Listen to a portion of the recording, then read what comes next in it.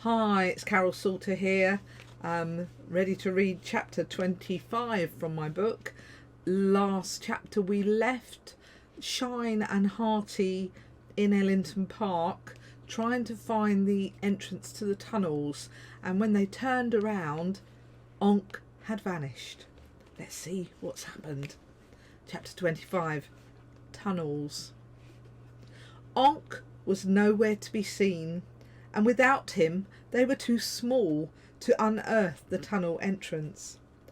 Hearty pointed out to Shine that doing so was irrelevant anyway, since the reason for using the tunnels in the first place was to hide the massive frame that was Onk.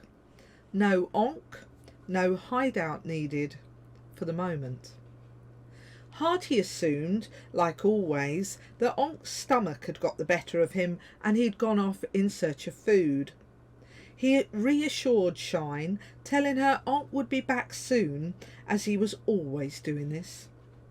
They called out Onk's name long into the night, searching first the park, retracing their steps to the station, and finally the ferry portal.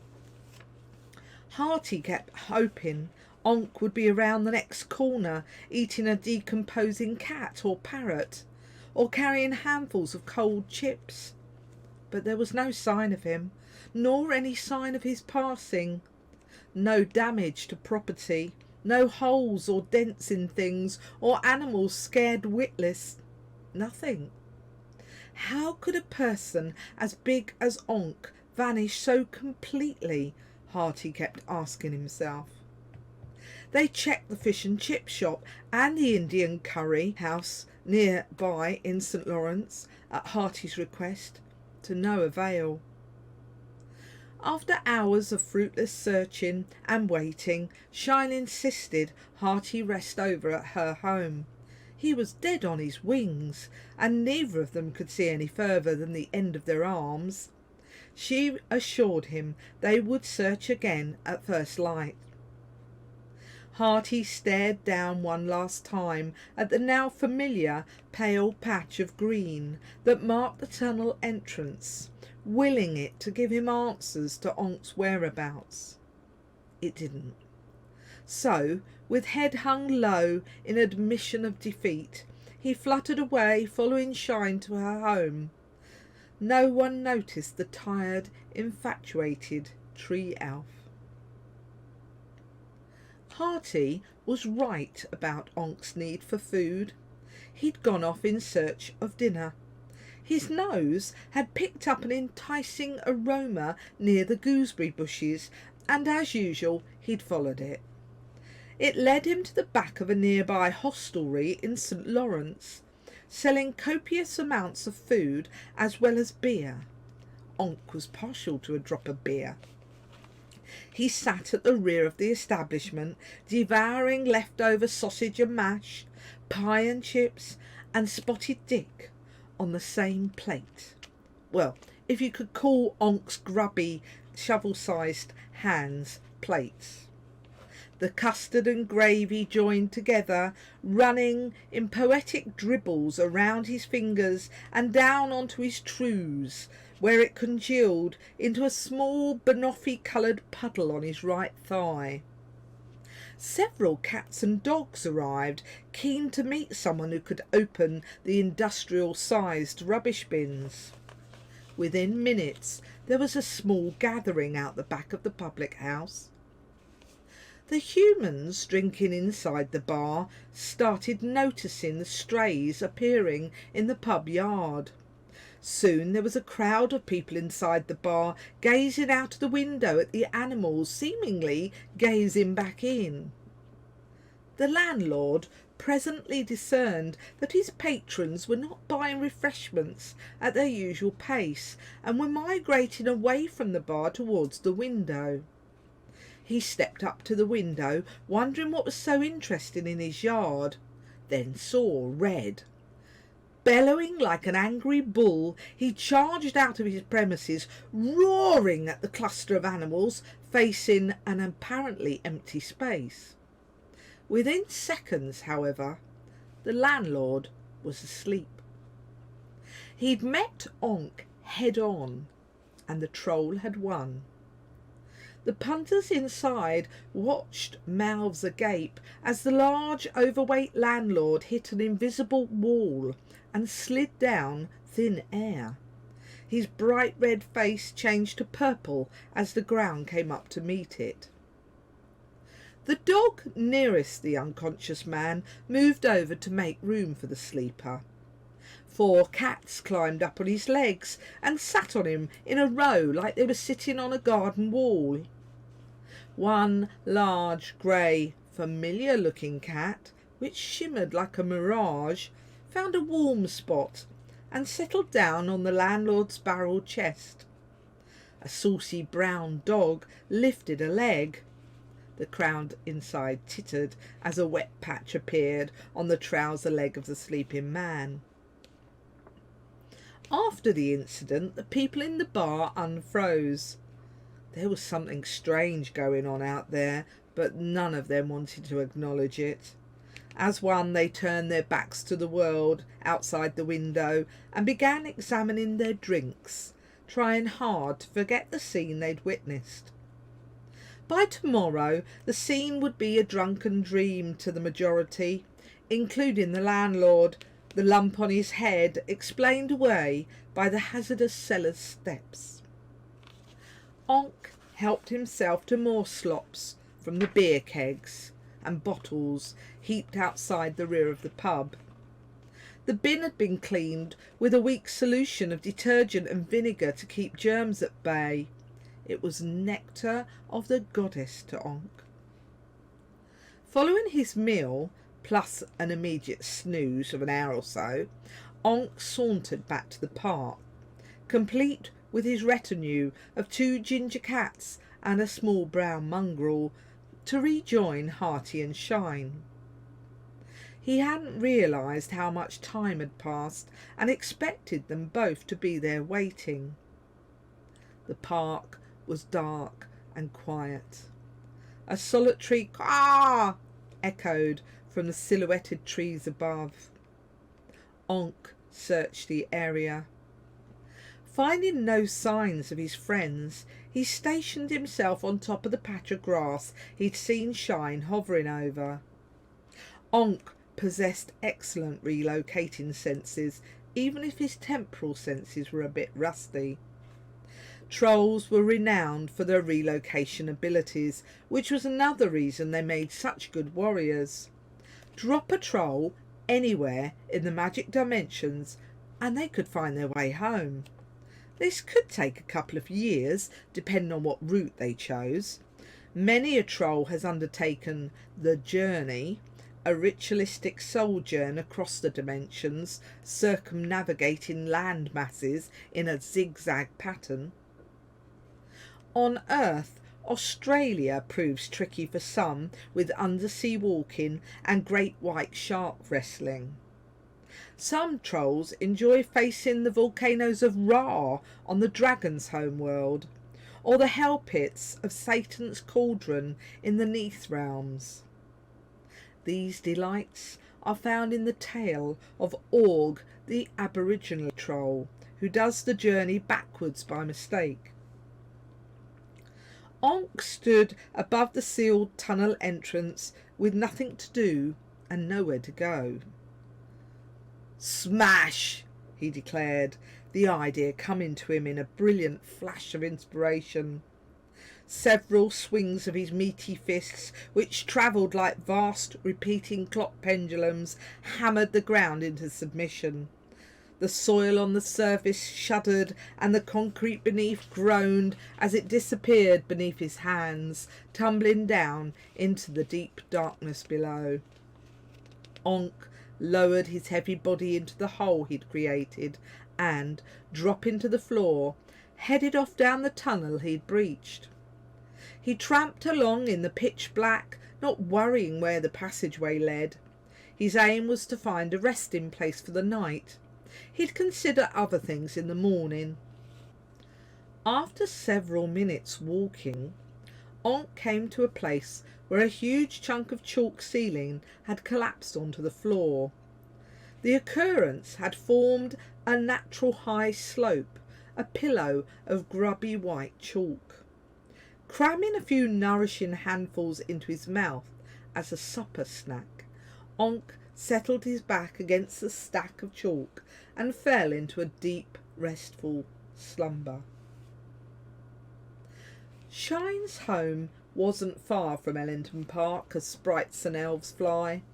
She lived in what most locals considered to be a nicer part of Ramsgate.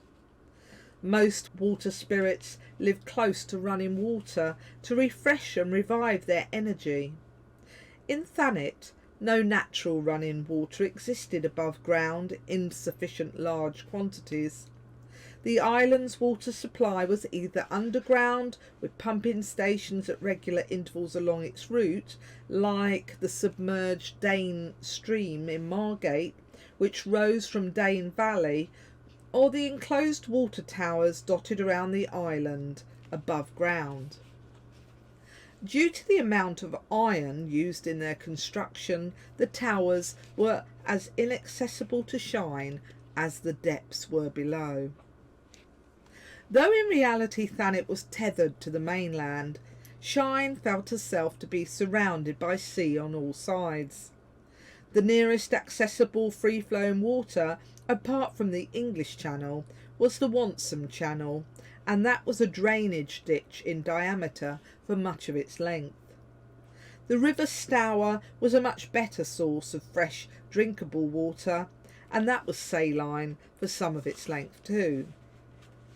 The salt air was a torment to Shine's beauty routine. It played havoc with her blue hair, turning it green, making her alabaster skin flake by mere proximity. To cope, Shine needed to make the trek once a lunar month to fresh water sources in order to renew her energy levels, or else she'd suffer increasing debility.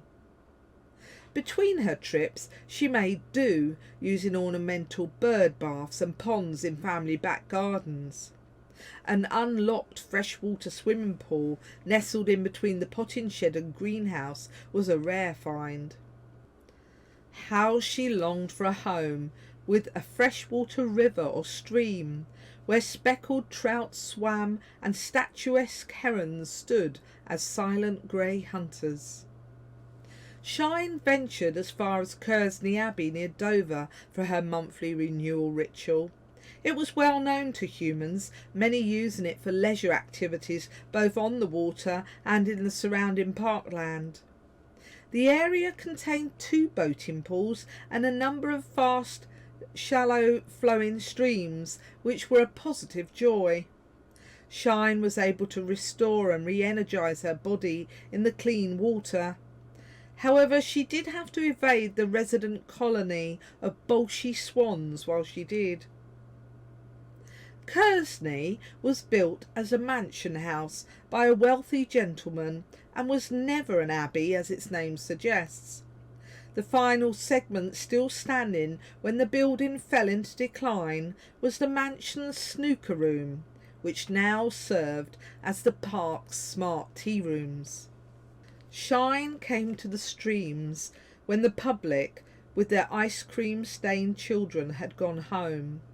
It was bliss to immerse herself and her aching limbs in the fast flowing water settling down amongst the water reeds.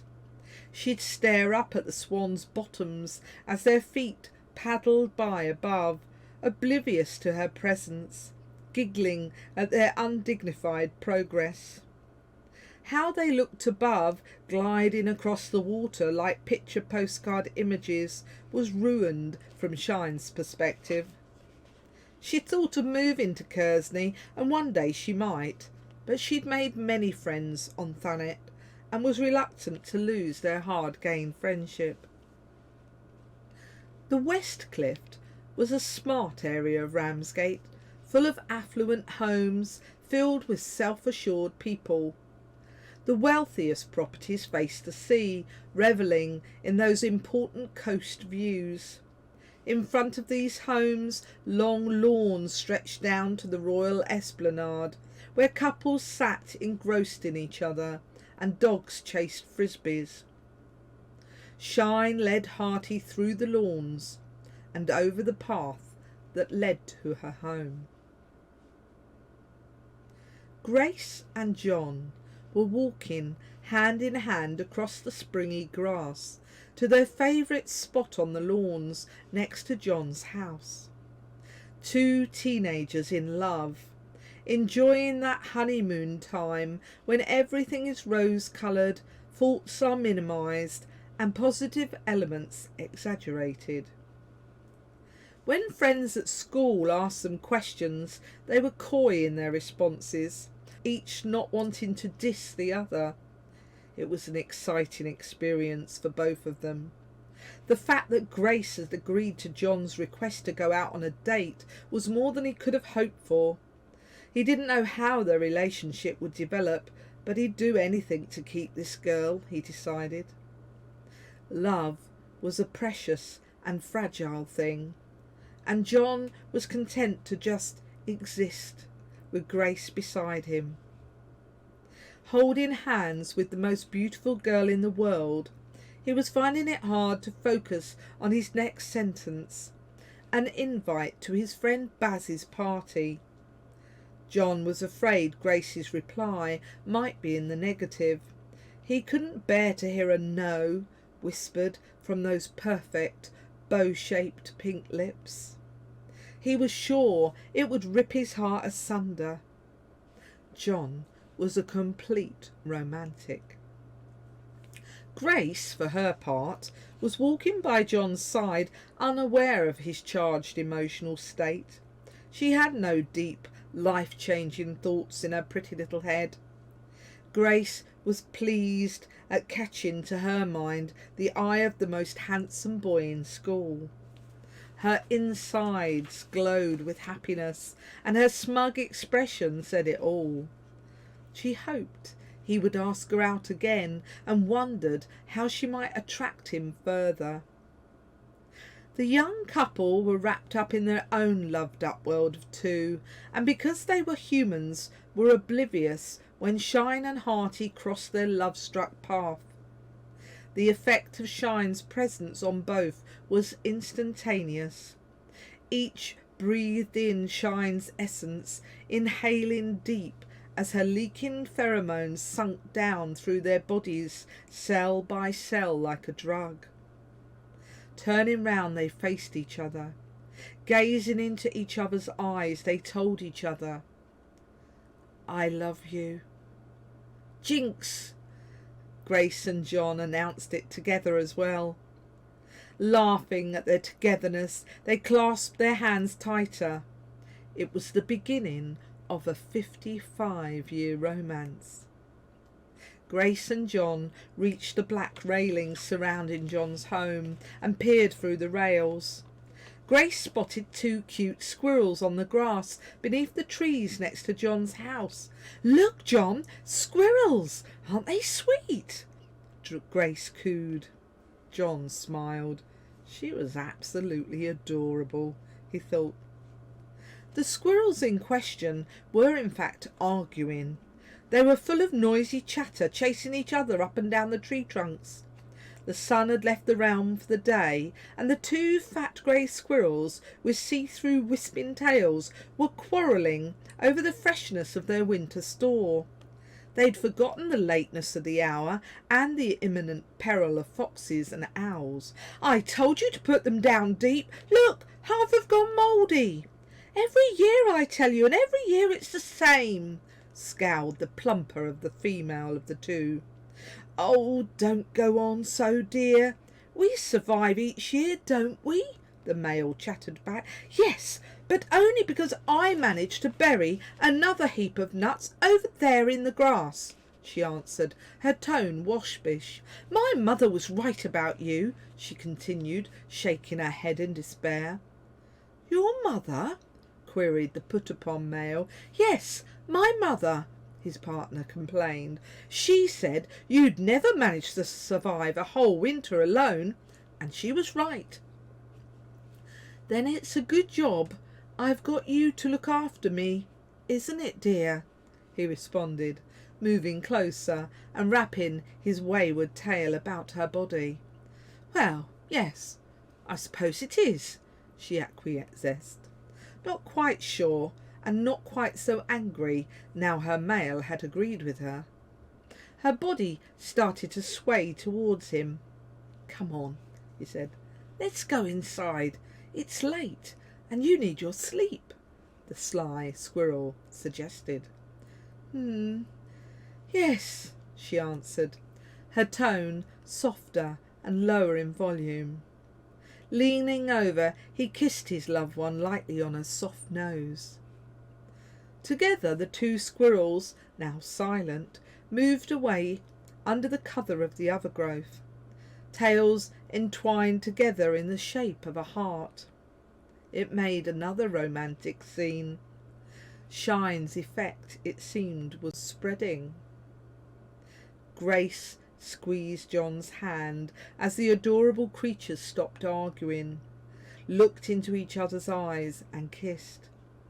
She made a small sound of surprise and pleasure as she watched their tails linked together in the outline of a heart before both scampered away into the shrubbery by the railings.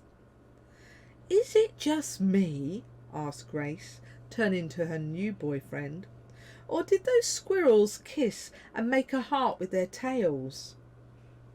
"Dunno," said John. Then, feeling braver than earlier, he added, "Want to try it out?" Grace gave him a stern look of mock indignation, her eyebrows dropping in a frown. John thought for one terrible moment Grace was going to chuck him. Then she smiled and replied, "Yes, please." Their first kiss was exquisite.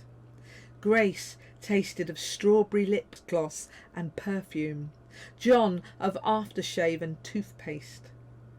The kiss gave John the courage he needed to ask Grace to the party, while the squirrels, unaware of their effect on the humans, disappeared into the leafy canopy overhead. Ignoring her effect on the teenagers, Shine led Hearty across the neat green lawns towards her own tiny home. It nestled within the grounds of the same housing complex. The private enclave was built on the site of an older housing estate on the west cliff. Without speaking, Hearty smiled at Shine. She smiled back, both acknowledging they'd enjoyed sharing the squirrels' intimate exchange too. Squirrels were the same the world over. There was nothing more reassuring or normal than squirrels and their squabbling, except maybe their making up afterwards. They reached the entrance to Shine's home, and she moved to one side to let Hearty enter first.